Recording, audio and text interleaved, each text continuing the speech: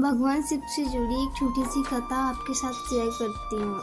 आशा करती हूँ कि आपको ज़रूर पसंद आएगी। एक बार की बात है, एक गांव में कई सारे किसान रहा करते थे जो कि खेती के लिए पूरी तरीके से वर्षा के पानी पर निर्भर थे।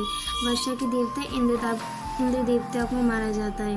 इंद्र देवता गांव के लोगों से नाराज़ हो गए थे और होता क्या है कि उन्होंने शाप दे दिया कि 12 बरस तक इस गाँव में बारिश नहीं होगी। गांव के लोग बहुत ही परेशान हो जाते हैं और भोले बाबा के पास जाते हैं, लेकिन किसानों से पहले ही इंद्र देवता वहाँ पे पहुँच जाते हैं और भोले बाबा से कहते हैं, मैंने गांव के लोगों को शाप दिया हुआ है, अगर आपने इनकी बात को माना तो मेरा शाप, मेरा अपमान होगा, मेरी बातों का कोई औचित्य नहीं होगा।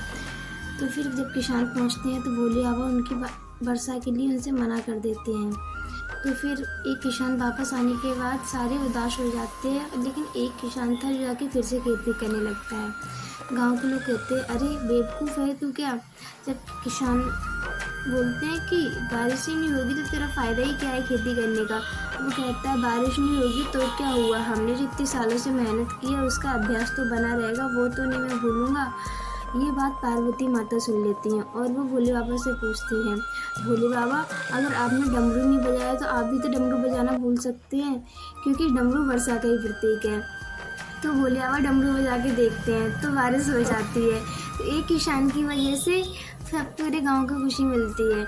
और वहाँ के जो किसान थे वो तो बारिश का इंतजार करके छोड़ ही दिया था कुछ काम करना, लेकिन एक किसान था जो लगातार मेहनत कर रहा था। उसने बिना वर्षा के इंतज़ार किए उसने अपनी मेहनत को जारी रखा।